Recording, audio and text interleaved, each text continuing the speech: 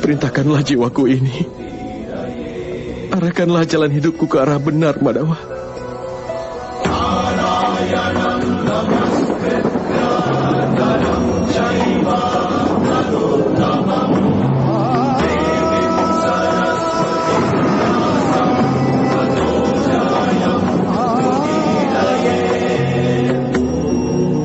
Setelah mengetahui semua itu, akankah aku dapat mengatasi kelemahanku?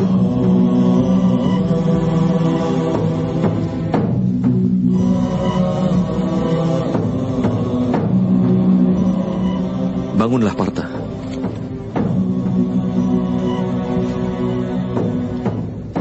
Sekarang dengarlah. Memahami rahasia kehidupan berarti juga memahami bentuk nyata dari penciptaan itu sendiri. Memasukkan kepalan tanganmu ke dalam arus sungai Gangga, kau tidak akan mendapatkan apa-apa. Tetapi jika kau membuka telapak tanganmu di arus sungai Gangga, maka air suci Gangga akan dapat dinaikkan hingga ke kepala. Pikirkanlah, Partha. Apakah kepalan tangan keangkuhan? Atau sebuah tangan yang terbuka dari pengorbanan? Dapatkah kau memahami pengetahuan ini?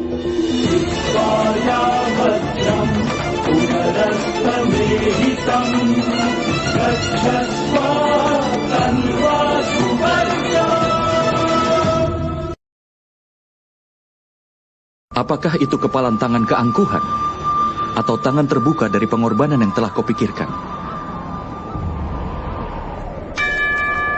Dapatkah kau memahami pengetahuan ini?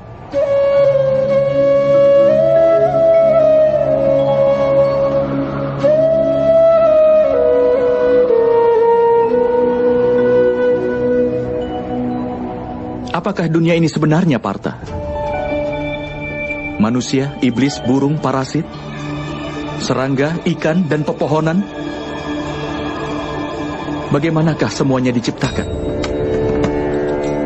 Berasal dari unsur apa mereka diciptakan? Bagaimana fungsi mereka dan bagaimana cara mereka bertahan? Bagaimanakah cara mereka mati? Dan apa yang akan terjadi setelah semua itu mati?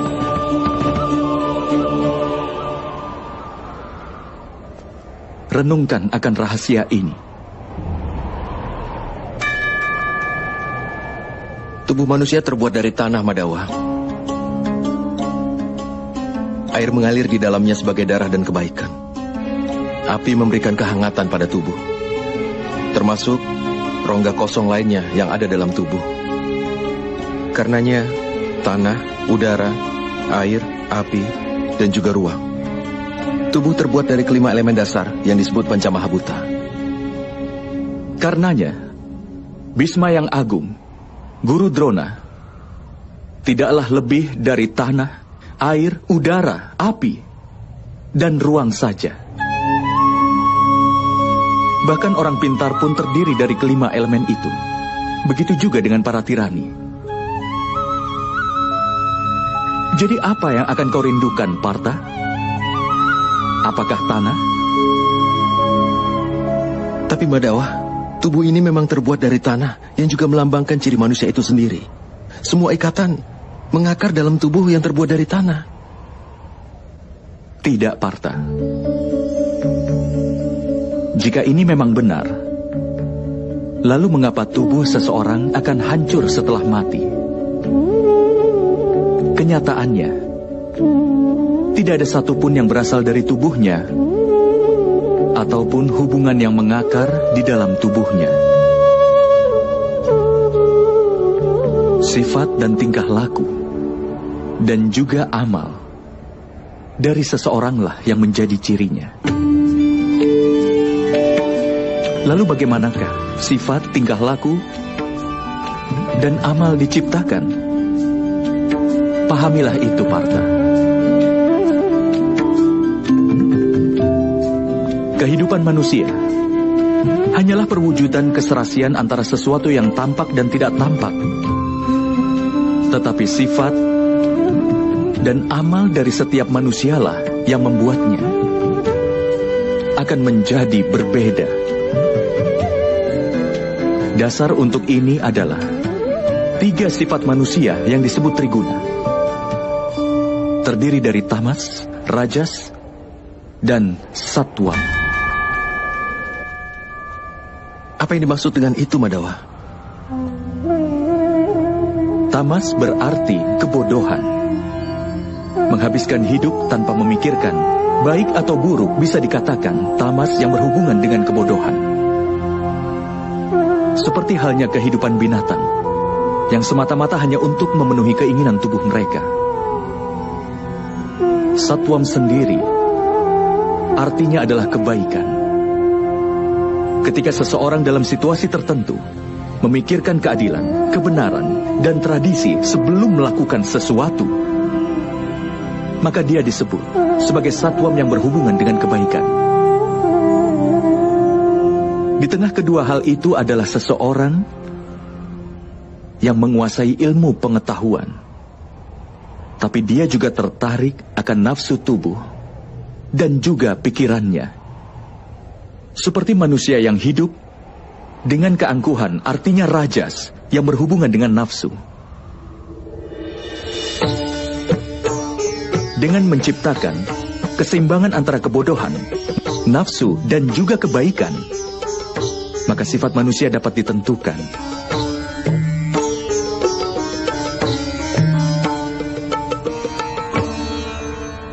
Lihatlah ke depan, Partha. Sifat apakah yang dapat kau lihat dalam diri mereka semua?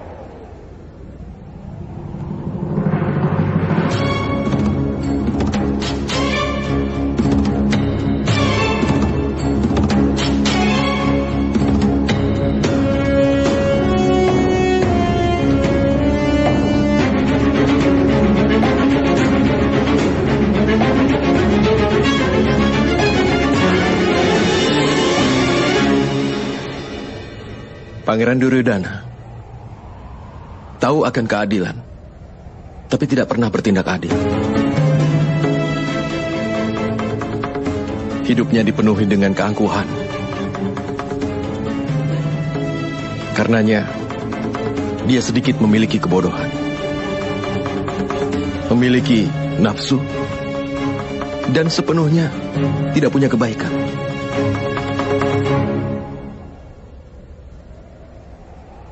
Dan di sana ada Pangeran Dursasana.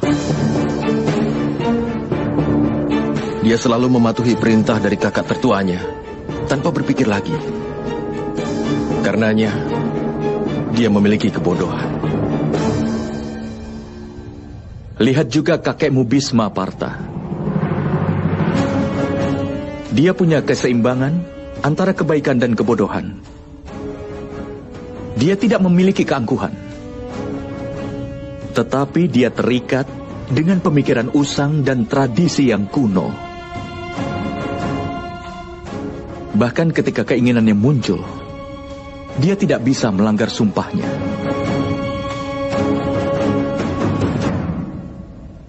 Lihatlah Guru Drona. Dia memiliki baik pengetahuan maupun keangkuhan. Pengetahuan membebaskan manusia, tetapi keangkuhannya tidak membiarkannya mencapai kebebasan.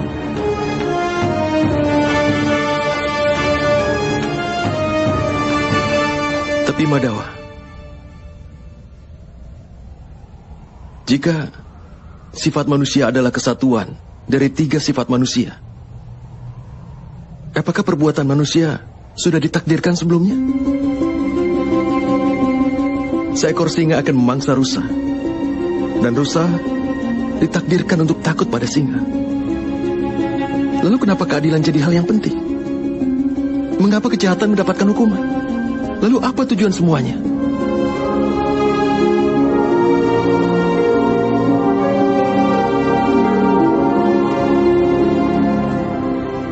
Sebuah pertanyaan yang bagus, Partha.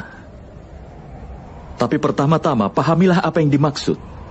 dengan manusia itu. Manusia tidak hanya gabungan dari 5 elemen dasar itu, tidak hanya kelima wujud itu, panca indera penggerak, dan 3 sifat manusia, tidaklah hanya gabungan dari ke-23 wujud itu. Agar manusia dapat menjalankan fungsinya, dia memerlukan energi, dan energi itulah yang disebut dengan kehendak. Jadi Madawa, apa manusia terdiri dari kehendak? Tidak, Partha. Bersamaan dengan kehendak manusia dan gabungan dari ke-23 unsur itu adalah ciptaan. Dan yang berada dalam peringkat disebut manusia ini terbuat dari 23 unsur, yang artinya percikan terkecil dari dewa, yang dinamakan sebagai jiwa. Ketika ciptaan dan manusia menjadi satu, yang berarti ketika percikan terkecil dari dewa berada dalam tubuh seseorang sebagai jiwa, saat itulah manusia akan hidup. Apa yang dimaksud dengan jiwa, Madawa? Dan apa yang dimaksud dengan memahaminya? Seperti halnya ketika manusia menggunakan kereta.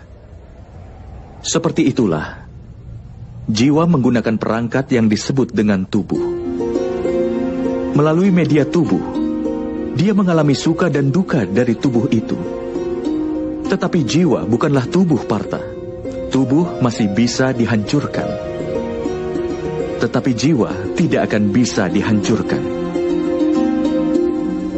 Nainam cindati sastrani, nainam dahati pavaka, nacainam kelidayanti apo, nasosayati maruta.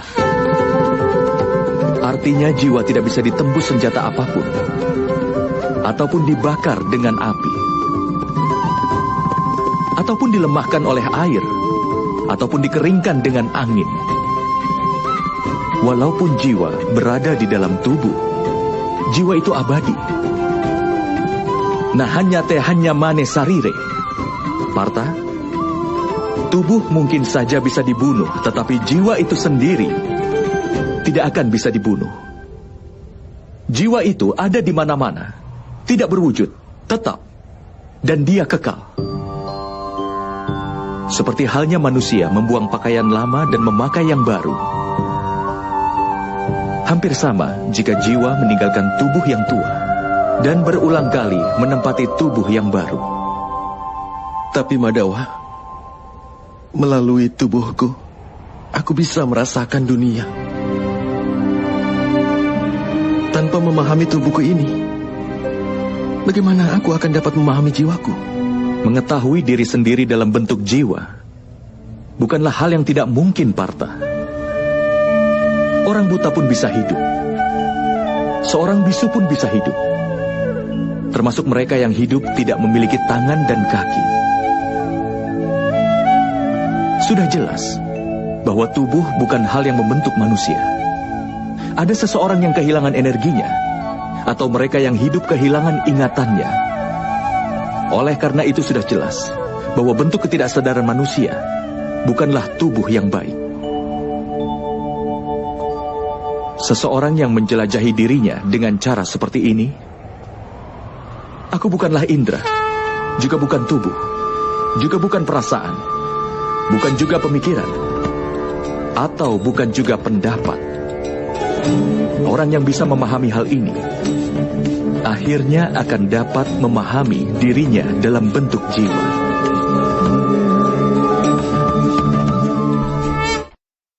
Apakah tujuan dari jiwa itu sendiri, Madawa? Ketika ciptaan tersebut terpisah, dan ketika manusia dan alam diciptakan, maka manusia, yang adalah bagian dari dewa, menjadi jiwa, dan berdiam dalam setiap wujud penciptaan. Jiwa itu sendiri dikelilingi oleh nafsu dan kegelapan, Partha. Terbangun dari lelapnya nafsu belaka dan memahami dirinya sebagai bagian dari dewa adalah sebuah tugas, tujuan, dan tekad jiwa itu sendiri.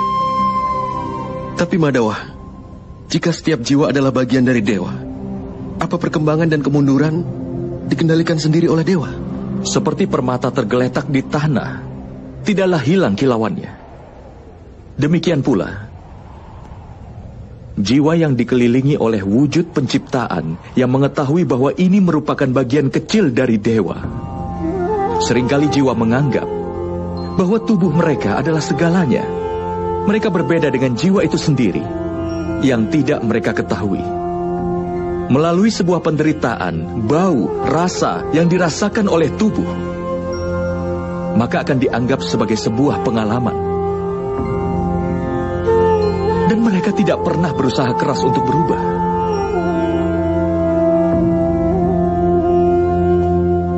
Jiwa yang tidak mau berusaha keras untuk berubah dan tetap melakukan ketidakadilan, mengingatkan dan menghukum mereka adalah hal yang tidak bisa dihindari.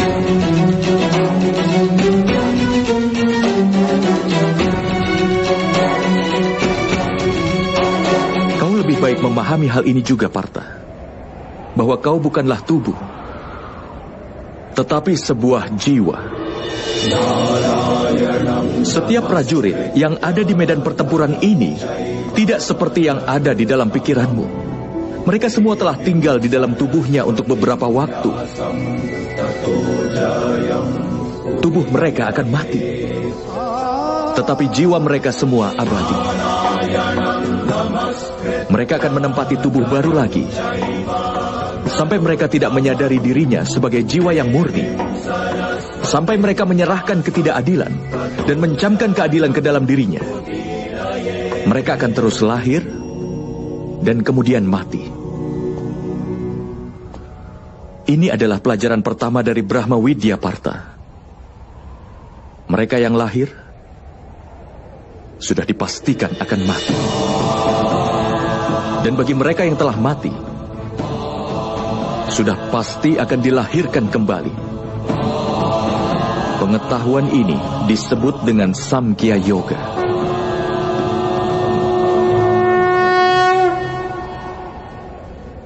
Apa keadilan dan ketidakadilan itu, Madhawa? Jalan yang dipijak oleh manusia, di mana dia akan melihat dirinya sebagai jiwa dan mengetahui dirinya adalah bagian kecil dari dewa. Maka jalan itu dinamakan keadilan.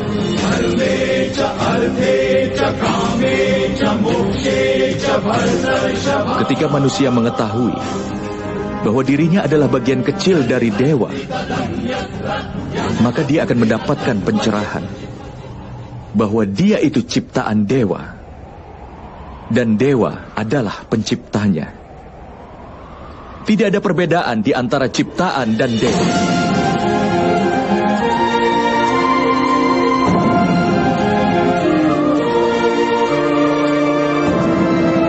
Manusia yang paham akan hal ini tidak akan kejam dan kasar terhadap manusia lain, dan juga bahkan pada binatang.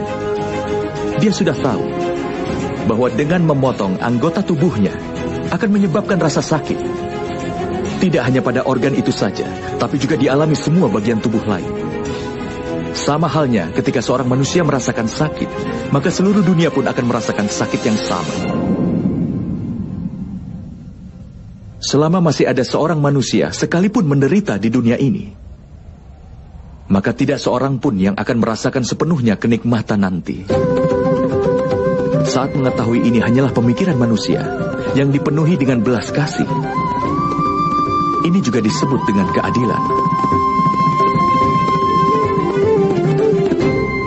Ketika seseorang dipengaruhi kebodohan, dia akan menjadi manusia yang kasar, kejam, dan egois terhadap yang lainnya. Hanya untuk kesenangan dirinya sendiri, dia bebankan penderitaan pada orang lain. Dia tidak bisa menjadi lebih dekat kepada dewa. Karenanya, ketidakadilan adalah salah satu jalan yang menjauhkannya dari dewa. Maka dari itu, ketidakadilan nama lain ketidakpedulian.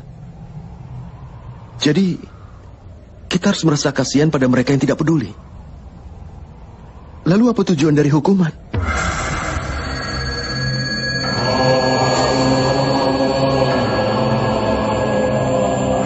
Jika seseorang enggan mengetahui nilai dari pengetahuan, atau bahkan enggan untuk melirik pengetahuan itu, maka hukumannya adalah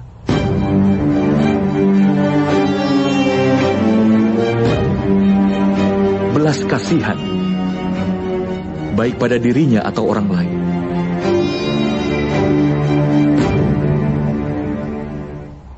Tahap-tahap penciptaan akan selalu menurut kehendak dewa. Itu tidak akan terelakkan. Tetapi bersamaan dengan berkembangnya ketidakpedulian, nafsu, dan juga ketidakadilan, maka keadilan di dunia ini akan berada pada jurang kehancuran. Hingga di dunia ini tidak ada keadilan lagi. Sementara belas kasih dan kebenaran juga telah dihancurkan. Dalam rangka menyambut generasi selanjutnya agar memperoleh keadilan, menghabisi kejahatan saat ini dan mengembalikan keadilan adalah hal yang tidak mungkin terelakkan.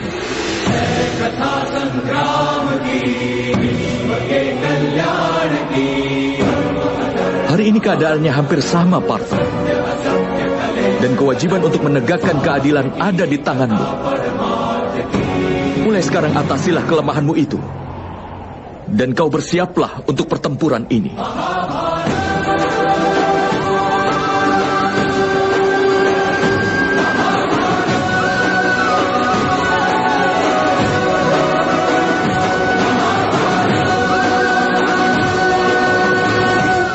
Tapi pembunuhan akan dilakukan dengan tanganku. Kalau kehidupan ini harus diakhiri olehku, bukankah itu menghancurkan belas kasih yang ada dalam diriku? Dan jika belas kasih adalah dasar dari keadilan, bukankah jiwaku akan menjadi tidak adil?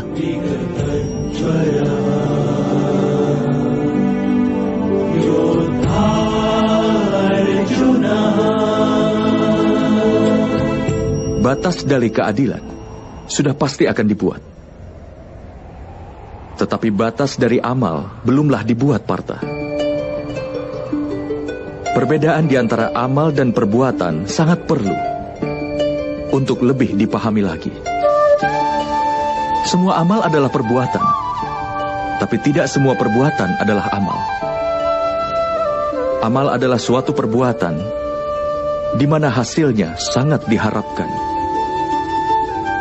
Ketika seseorang melakukan amal dan berharap mendapatkan kenikmatan, kekayaan, dan kehormatan, maka dia terikat pada hasil perbuatannya itu. Ketika amal ditunjukkan untuk mengharapkan suatu hasil, maka dinamakan sakam karma yoga. Dan ketika amal dilakukan tanpa mengharap hasil apapun untuknya, maka itu dinamakan niskam karma yoga. Inilah alasannya mengapa dia harus terlahir berulang-ulang. Kenyataannya manusia tidaklah terikat oleh sebuah amal, tapi rantai pengharapan yang terhubung dengan amalnya lah yang mengikatnya.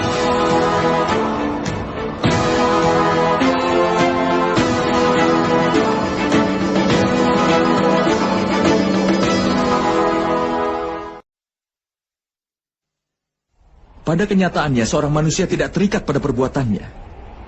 Harapan yang terhubung pada perbuatanlah yang mengikatnya. Bagaimana bisa, Madhawa? Jika kau berharap kemenangan dalam peperangan ini, maka kau akan merasa sangat berduka atas kekalahan.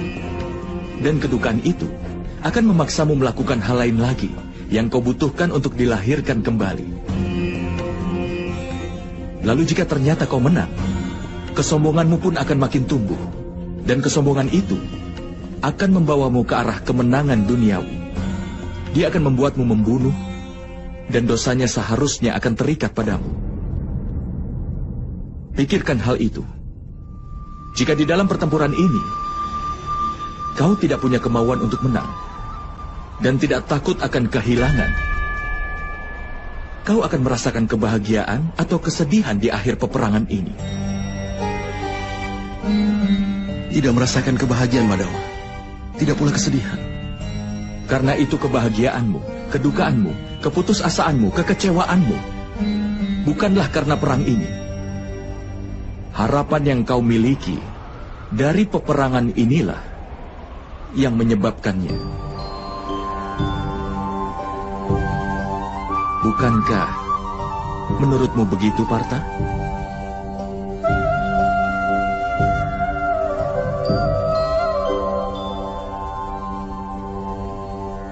Karena itu, memegang sukacita dan duka cita secara seimbang, tanpa memikirkan akan mendapatkan kehilangan, kemenangan atau kekalahan.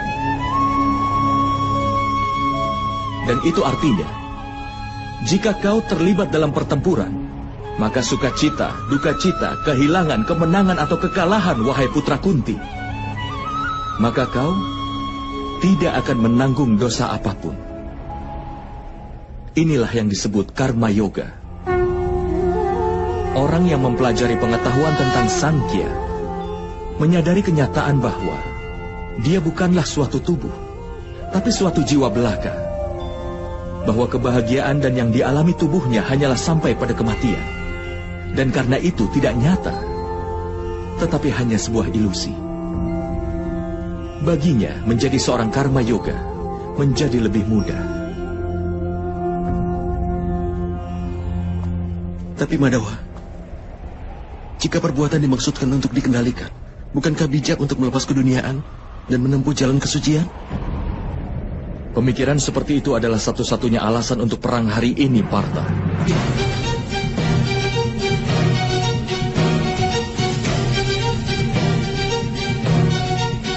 Renungkanlah.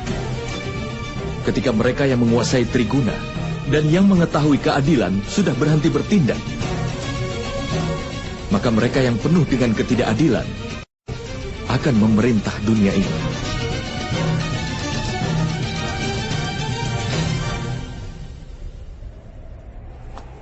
Selama Bhisma yang agung masih belum meninggalkan dunia ini, ketidakadilan tidak akan tumbuh dengan luas hari ini.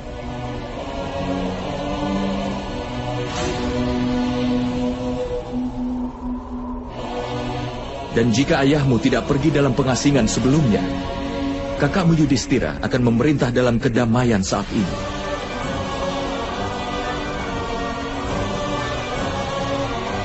Dan mengajarkan rakyatnya tentang keadilan dan juga kebenaran. Tapi Partha, kenyataan pahitnya adalah bahwa hanya mereka yang baik yang bisa berguna bagi dunia ini. Tapi mereka orang yang selalu berpikir tentang kesucian. Layaknya air yang melayang sebagai uap dan debu yang tetap berada di sana. Sama halnya dengan orang suci dan terpelajar yang meninggalkan dunia.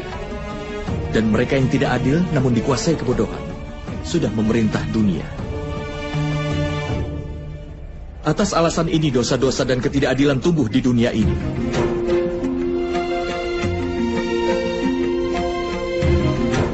Tetapi karma yoga melindungi dunia ini dari sebuah keadaan yang aneh ini.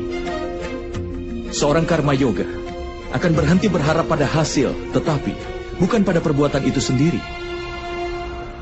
Dia berada di dunia ini layaknya seorang suci. Dia melakukan semua tindakan, tapi tidak kehilangan diri di dalamnya. Seorang karma yoga tidak berharap apapun dari anak-anaknya dan yang disayanginya, bahkan dari rakyatnya sekalipun. Dia sendiri memperoleh keuntungan dari kesuciannya. Tetapi dia bermanfaat bagi dunia, layaknya seorang kepala keluarga. Seorang manusia berusaha keras untuk kesejahteraan keturunannya.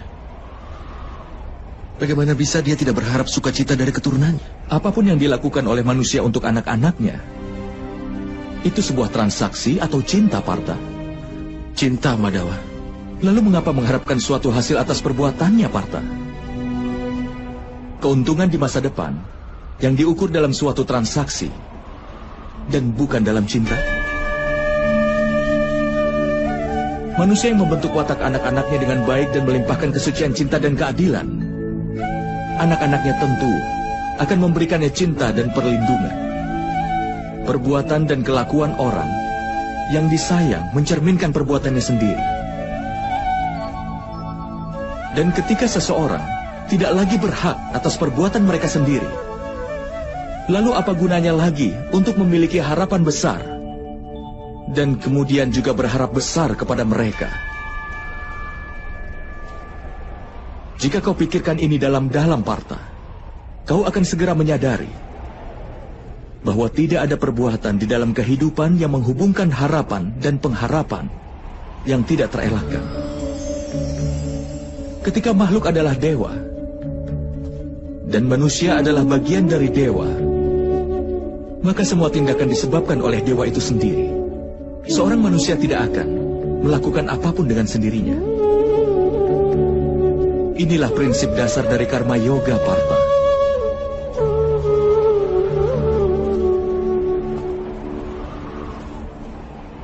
Oleh karena itu, Partha, penting agar kau menjadi seorang karma yoga. Dan berjuanglah dalam peperangan ini dengan melepaskan Triguna. Bebaslah darinya, Partha. Bebaslah dari dilema ini. Pikirkanlah selalu kebaikan yang adalah dewa sendiri. Dan lanjutkan semua kewajibanmu. Hasrat yang kau miliki untuk mencapai sesuatu dan pikiran untuk mempertahankan sesuatu yang telah kau capai sebelumnya atau yang telah kau bangun dalam semua harapanmu, itu harus dihentikan, Partha, dan bebaskan jiwamu sekarang juga.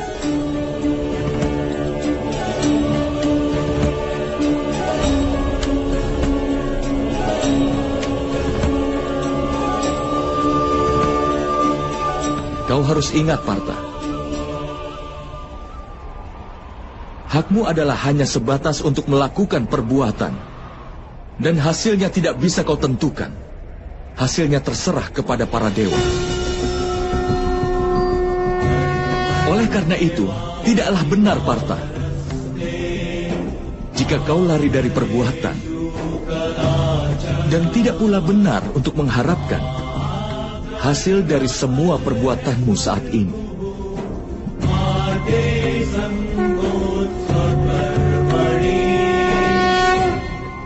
Orang yang tidak mengharapkan hasil, tapi tidak berhenti berbuat baik.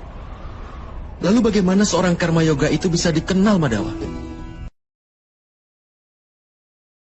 Dengar, Partha. Orang yang membuang makanan hanya untuk mengabaikan rasanya, pada kenyataannya hasrat untuk merasakan tidak pernah hilang dari pikirannya. Dia pun menghadapi kehilangan 2 kali lipat. Pertama-tama dia menjadi lemah, dikarenakan usahanya untuk mencapai dewa yang tidak terelakkan, tidak bisa dia lakukan.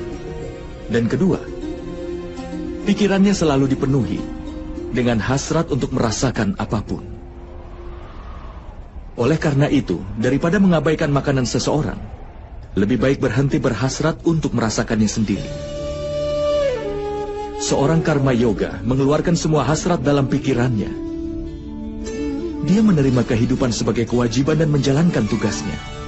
Tapi dia tidak pernah selaras dengan tindakannya. Dan Partha, seseorang yang tidak punya harapan dan pengharapan dari tindakannya adalah orang yang tujuannya akan terpenuhi. Orang yang pikirannya tidak goyah walaupun setelah mengalami kegagalan. Orang yang tidak berpikir bahwa dia yang paling hebat bahkan setelah kesuksesannya. Orang seperti itulah yang disebut sebagai karma yoga. Dan orang seperti itu akan berhasil dalam kehidupannya hingga berulang kali.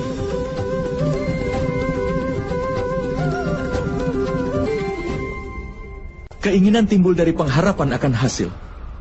Dan ini adalah sifat dari keinginan yang akan tetap tidak akan terpenuhi. Rasa tidak terpenuhi kemudian menimbulkan kemarahan. Dan kemarahan akan menimbulkan hasrat. Karena hasrat itulah, seseorang akan melupakan pengetahuan tentang perilaku dan juga interaksi. Hilangnya pengetahuan menyebabkan hilangnya kebaikan. Dan masyarakat menjadi musuh bagi orang seperti itu. Dan pada akhirnya, orang seperti itu akan menemui kehancuran total.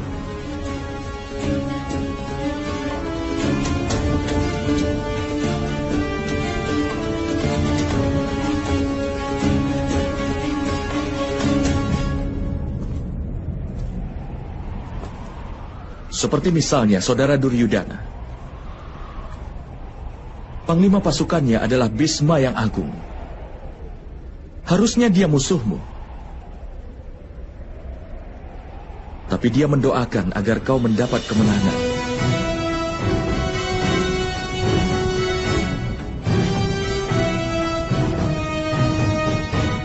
Partha, bertanggung jawab adalah langkah kedua menuju pengetahuan kedewaan. Kuatkan keyakinanmu kepada Yang Maha Kuasa. Kenalilah dirimu sendiri. Bebaskan dirimu sendiri dari ikatan belenggu. Korbankan hasrat akan hasilnya dan lakukan saja kewajibannya.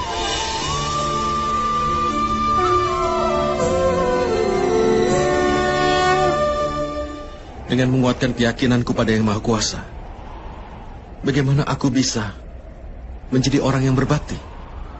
Partha, dikarenakan oleh Sankhya Yoga, seorang manusia tetap mengingat Yang Maha Kuasa.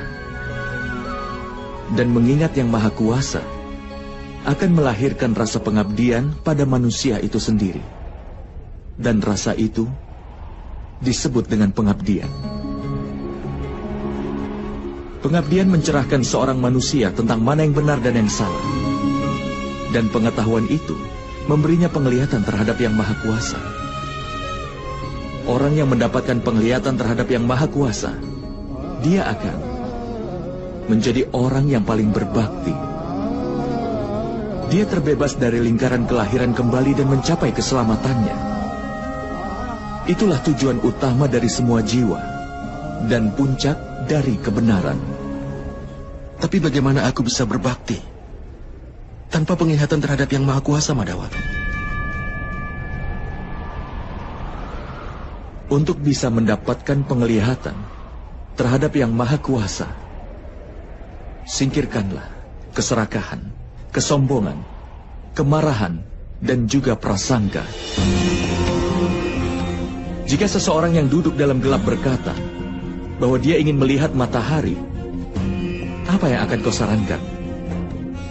Tidakkah kau akan katakan untuk keluar dari ruangan itu dan berdiri di bawah langit terbuka? Matahari sudah ada di sana sebelumnya. Sama halnya, Partha. Alam semesta ini adalah Yang Maha Kuasa. Yang Maha Kuasa adalah segala sesuatu. Tidak ada sesuatu kecuali hanya Dia saja. Seseorang yang melihat jiwanya sendiri akan melihat Yang Maha Kuasa. Layaknya rasa dari sebutir garam tidak berbeda dibanding dengan rasa di lautan. Sama halnya pula, suatu jiwa tidak akan jauh berbeda dari Yang Maha Jiwa.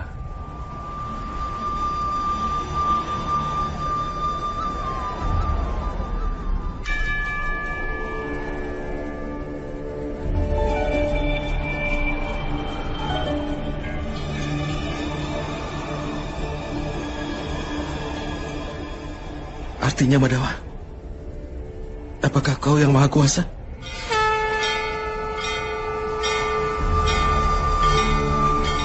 Iya, Partha. Aku adalah Yang Maha Kuasa. Sebenarnya sama seperti dirimu. Tapi kau tidak tercerahkan tentang hal itu. Tidak seperti diriku.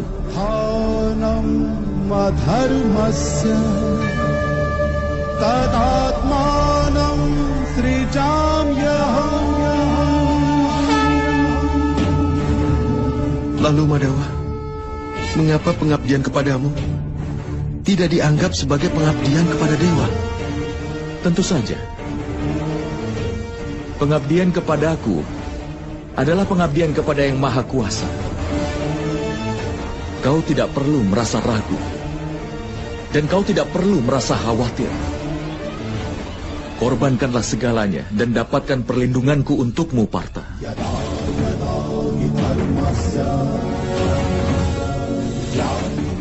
Akulah alam semesta. Aku hadir di setiap aspek alam semesta.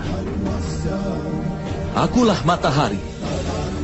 dan akulah bulan. Aku hadir dalam semua rasi bintang dan planet-planet. Aku lebih tua dari matahari, dan sama barunya dengan bunga yang sedang mekar. Akulah seluruh manusia. Akulah kuasa yang menciptakan nirwana dan neraka. Akulah Duryudana. Dan aku juga adalah Arjuna.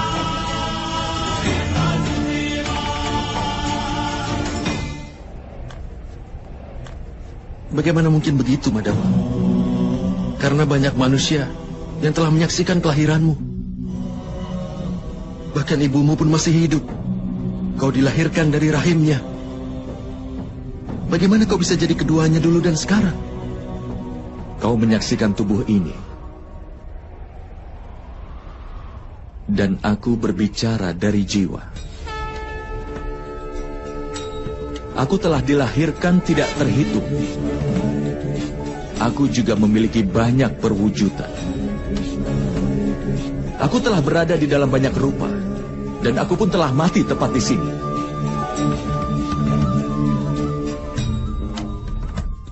Dan aku juga akan lahir kembali berulang kali di masa depan.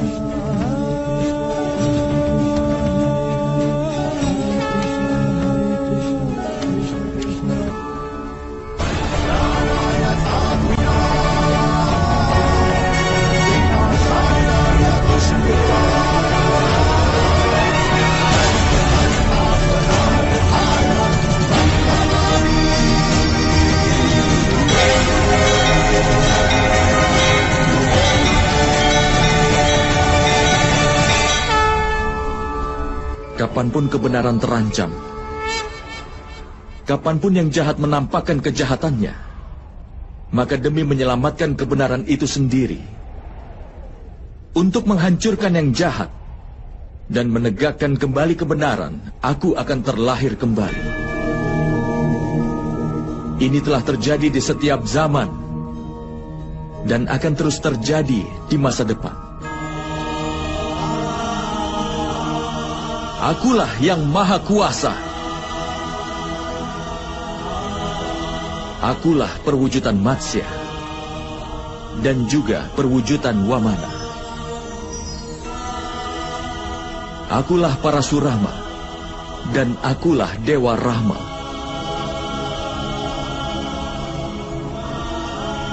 Akulah Brahma, Wisnu dan Mahesa.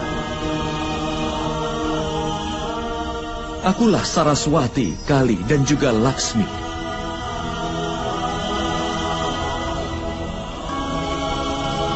Aku bukanlah pria, bukan pula wanita, bukan pula seorang waria. Aku bukanlah tubuh, bukan pula anggotanya. Akulah pengetahuan, ciptaan, alasan, dan keabadian. Akulah segalanya. Dan aku pun bukan apa-apa.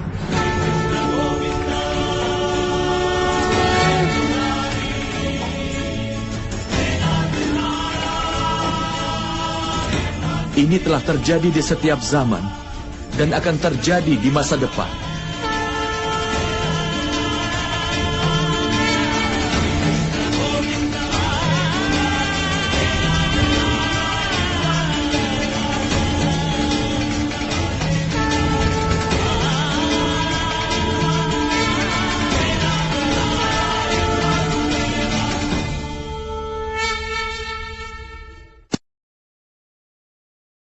Aku bukan siapa-siapa. Tapi aku adalah segalanya. Itu sudah terjadi dalam setiap masa. Dan itu akan terus sampai selamanya.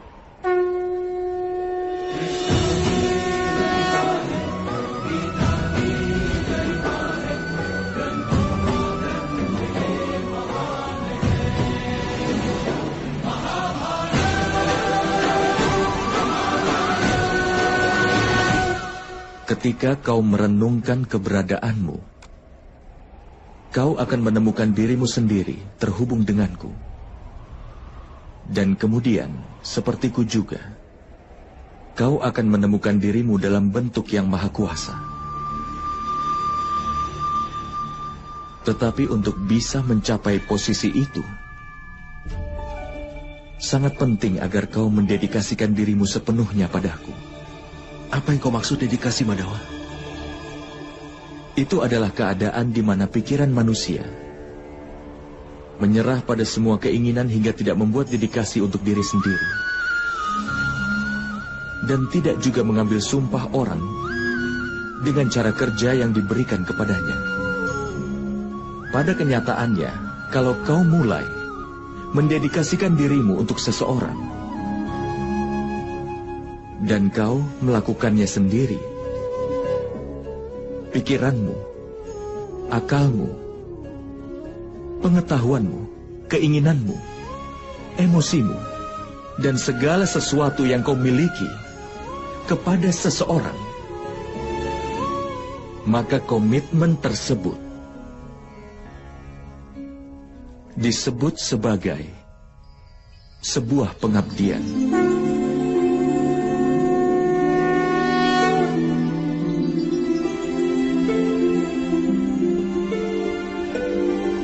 Seorang istri berkomitmen untuk suaminya. Prajurit berkomitmen pada panglima pasukannya. Sementara murid berbakti pada gurunya.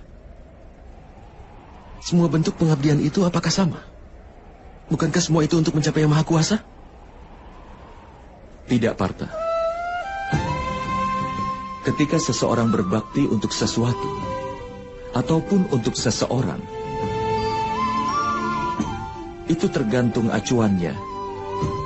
Dia tidak meninggalkan ruang untuk keraguan. Atau pertanyaan pengabdian terhadap seseorang yang jahat bisa membuat orang menjadi memfitnah.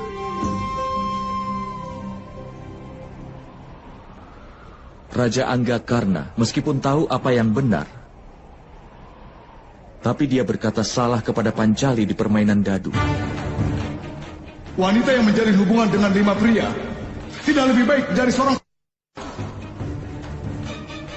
Dan alasan untuk itu adalah pengabdian Raja Angga terhadap saudara Duryudana. Hukumannya adalah dengan mendapatkan perang ini. Apakah begitu menurutmu? Itu semua adalah karena kesetiaannya kepada orang yang jahat. Karena itulah perlu untuk mendedikasikan diri pada apa yang benar, yang membuat manusia menjadi benar. Hanya penjahat yang dibelenggu dengan rantai yang terbuat dari besi. Lampu candi diikat oleh rantai yang terbuat dari kuningan. Kemudian juga ada rantai emas yang melingkar di leher kita sebagai sebuah hiasan. Kesetiaan terhadap suami, terhadap guru dan teman, itu hanya beberapa bentuk kesetiaan, Partha. Tapi yang disebut kesetiaan sejati adalah kesetiaanmu terhadap yang kuasa.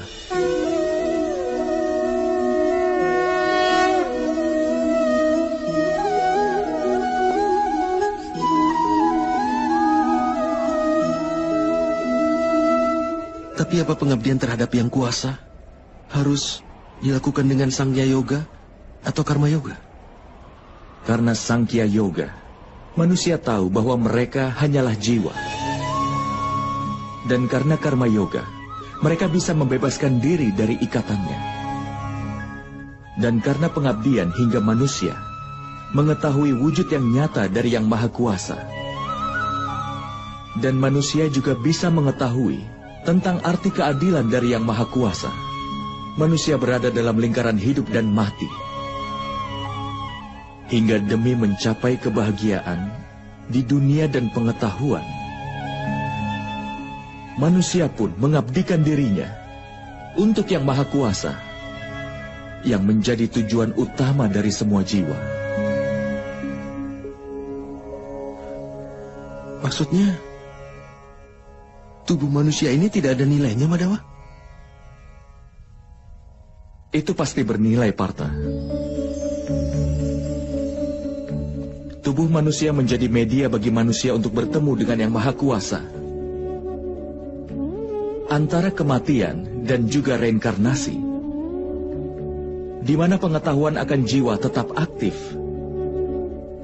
Dengan segala pengalaman, pengetahuan, dan belajar dari kehidupan yang sebelumnya, jiwa pun menjadi bagian dari tubuh yang baru.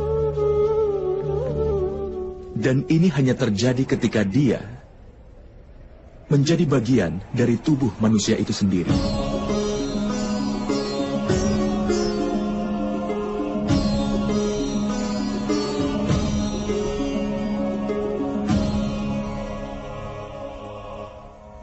Tapi Madawa, dengan membunuh orang-orang yang hadir di sini, apakah kita tidak menghancurkan kesempatan untuk menyelamatkan mereka?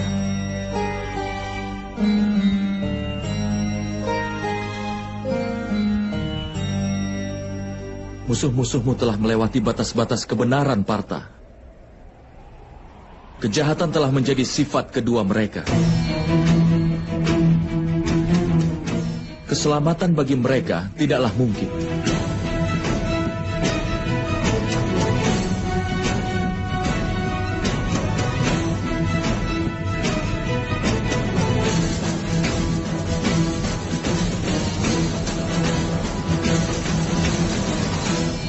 Orang pendosa dapat diberikan kesempatan untuk memperbaiki diri hanya sampai batas tertentu. Aku pernah menghukum Sisupala, tapi itu memang perlu untuk menghukumnya. Jika kita membiarkan orang berdosa untuk terus melakukan dosa, maka dia akan semakin banyak menurunkan lebih banyak lagi kejahatan dan dosa-dosanya.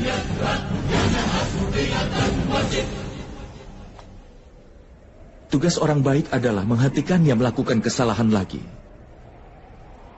Jiwa-jiwa ini tidak akan mencapai akhir, tapi tubuh mereka akan rusak oleh ketidakbenaran dan menjadi bagian dari tubuh manusia baru. Tetapi ada lebih banyak kesempatan lagi dalam tubuh baru mereka. Jika kau melakukan perang ini dengan pola pikir bahwa itu memang pantas, tubuh manusia bagi manusia adalah kekayaannya sebagai harga diri mereka. Mereka yang menempuh jalan kebenaran akan memurnikan tubuh mereka, dan melalui jalan itu mereka akan bertemu dengan jiwanya. Ini adalah hubungan antara Setra dan Setragna. Aku tidak bisa mengerti tentang hal itu, Madawa. Ketika ada yang tahu bahwa tubuh kita adalah seperti bagian dari tanah ini, artinya hanya tempat yang seperti Setra, dan orang yang mengerti tentang tanah tersebutlah yang ada di sana. Karena itulah, maka dia menjadi seorang Setragna. Kemudian lewat tubuhnya bisa mengukur kemajuannya. Jiwa dalam tubuhnya akan menyeimbangkan 3 kebajikan itu. Dengan pengabdian untuk Yang Kuasa, dia bersatu dengan Yang Maha Kuasa. Yang dilakukan seorang pemuja adalah berbakti, bukan pengabdian, Madawa? Tidak, Partha. Itu langkah pertama untuk pengabdian secara nyata. Dalam kenyataan, pengabdian bukanlah tugas, tetapi itu merupakan sebuah keputusan. Sangat penting bagi manusia untuk memurnikan jiwanya melalui doa, penebusan dosa, kemurtadan, ritual yoga, dan juga pembelajaran diri, namun tetap berbakti pada Yang Maha Kuasa. Karena setiap manusia harus mencurahkan semua perhatian dan mengarahkan setiap nafasnya untuk Yang Maha Kuasa.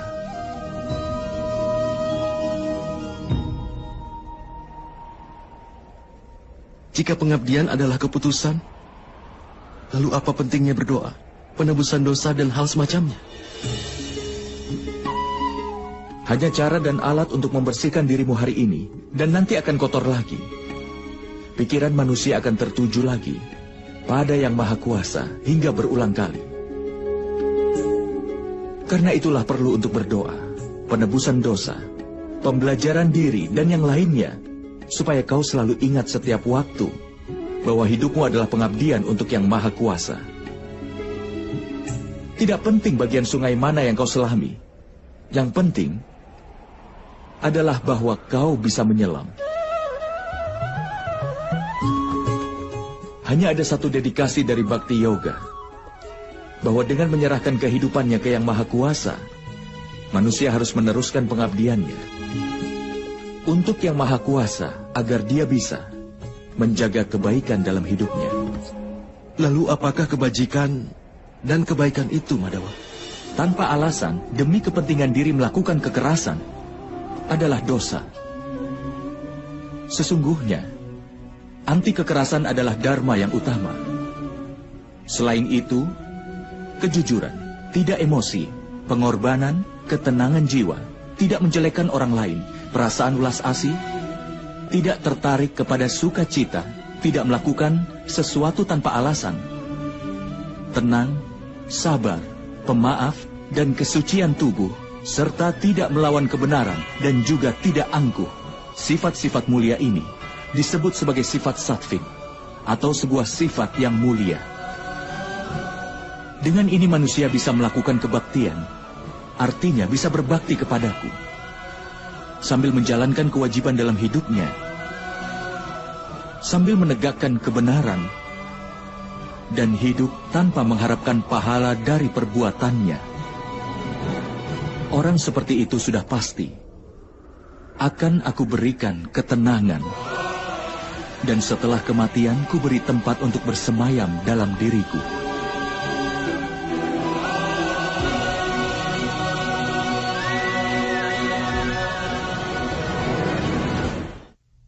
Seperti apakah wujudmu, Madawa?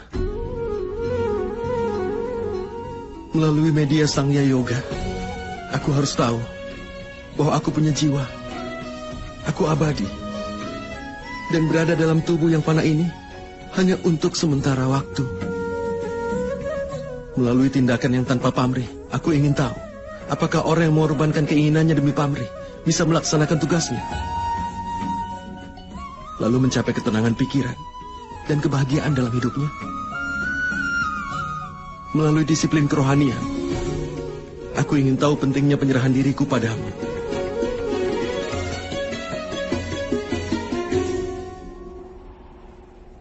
Tapi Madawa, kau pernah mengatakan bahwa Yang Maha Kuasa bukanlah manusia yang berdiri di semua tempat.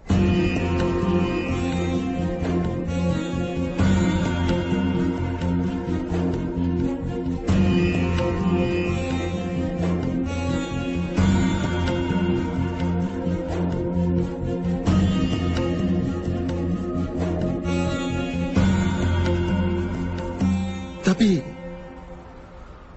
aku masih melihat manusia yang ada di sini. Hanya manusia, Madawa.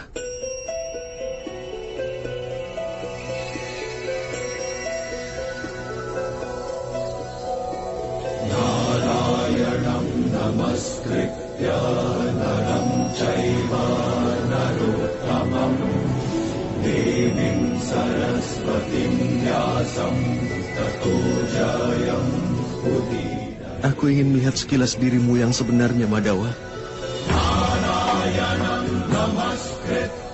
Kekuatan, kemasyuran, pengetahuan yang penuh kemewahan, wujud yang kuasa. Aku sangat ingin melihatnya, Madawa. Tunjukkanlah wujudmu yang sebenarnya padaku, Madawa. Hancurkan semua keraguan-raguanku.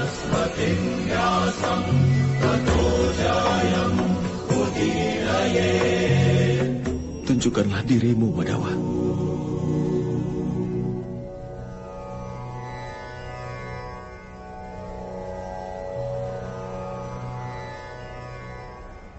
Lihatlah Partha.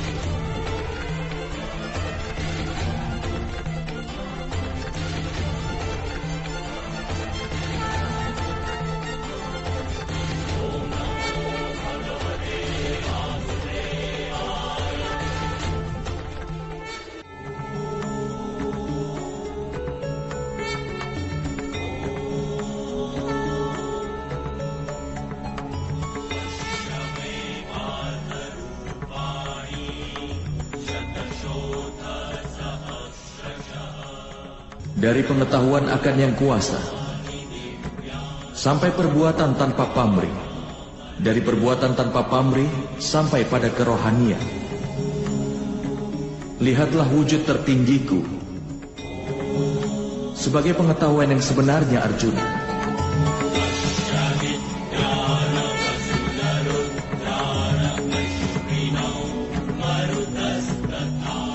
Ini pengetahuan tertinggi yang merupakan dasar dari semua pengetahuan dan ilmu pengetahuan. Pengetahuan ini memberikan keselamatan, Bahkan para dewa pun tidak bisa melihat wujud ini dengan mudah, seperti yang sudah kutunjukkan padamu, Arjuna.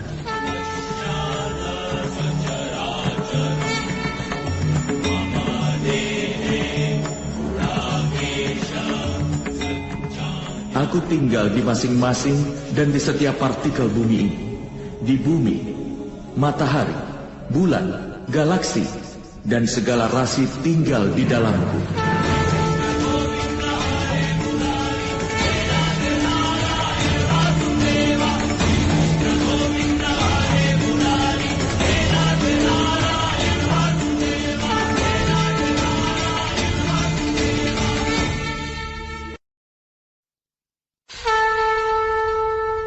Aku adalah kebenaran. Aku sempurna. Aku adalah kehidupan. Aku adalah Siwa. Aku adalah huruf yang utama. Aku sama Weda dalam Weda. Di antara dewa akulah Indra. Di antara binatang buas, aku adalah Dewa Kubera. Di antara para Rudra aku Sangkar. Di antara para Basu aku Dewa Agni. Di antara puncak gunung akulah Sumeru. Di antara para resi agung akulah Pringgu. Di antara kata-kata akulah Om. Di antara lagu akulah Gayatri. Akulah pohon aswata. Akulah kepintaran dalam ingatan. Aku kecerdasan, keteguhan, dan kesabaran. Dan aku adalah kemuliaan. Di antara para Gandarwa, akulah Citrarata. Di antara resi suci akulah Narada. Di antara yang disempurnakan akulah Kapila. Akulah Ucai Suara. Akulah Airawata. Akulah Raja Hutan. Akulah putra Sang Winata.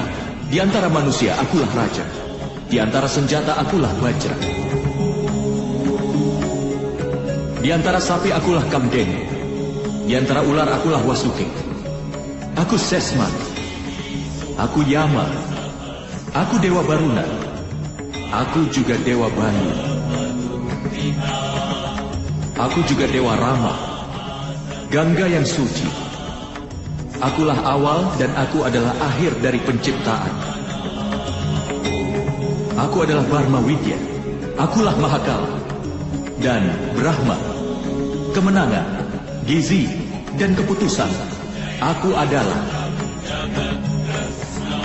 hukuman, kekuatan, strategi, kesunyian, dan aku juga pengetahuan akan filsafat. Akulah Basudewa, Arjuna, begawan biasa. Tidak ada yang bukan aku sama sekali. Tidak ada tempat di mana aku tidak hadir. Akulah waktu. Akulah kehidupan. Dan aku juga kematian, Arjuna. Aku di sini sebagai kematian untuk semua orang yang ada di sini.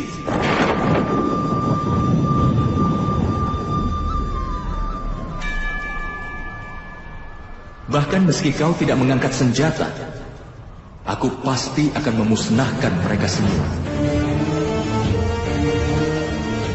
Untuk itu atasilah keinginanmu dan jalankanlah kewajibanmu.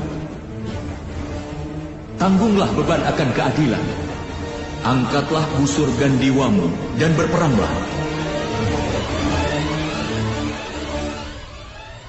Berjanjilah untuk perang, Arjuna. Berjanjilah untuk perang.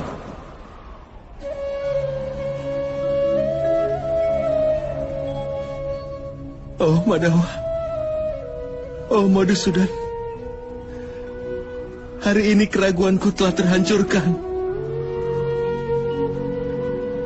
Aku mohon kembalilah ke wujud manusiamu.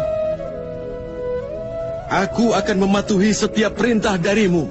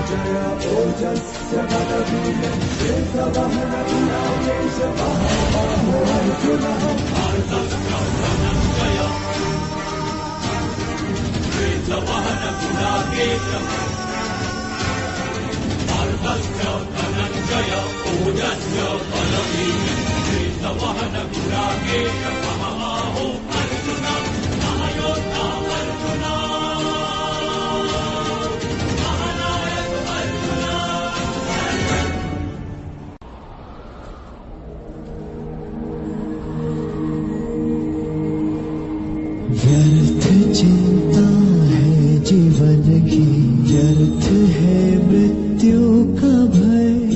आत्मा को ना मार पाते शस्त्र अग्नि ना समय।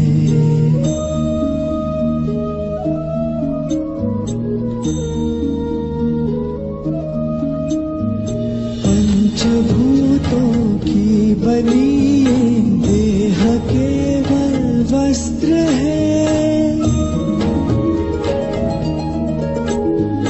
पंचभूतों की बनी ये देह केवल वस्त्र है। आत्मा का जो वास्तविक है घर कहीं अन्यत्र है।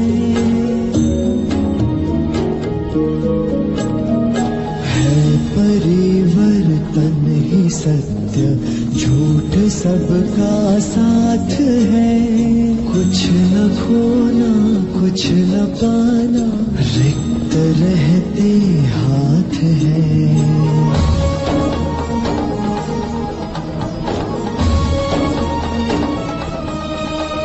ईश्वर स्वयं है सृष्टि सारी, कहाँ उसको खोजना। जो भी होता शुभ ही होता, सब उसी की योजना। कामनाएं फल की छूटे, वो ही सच्चा कर्म है। ईश्वर चरण में हो समर्पण, वो ही केवल धर्म है। व्यर्थ चिंता है जीवन की, व्यर्थ है मृत्यु का भय। आत्मा को ना मार पाते शस्त्र अग्नि ना समय।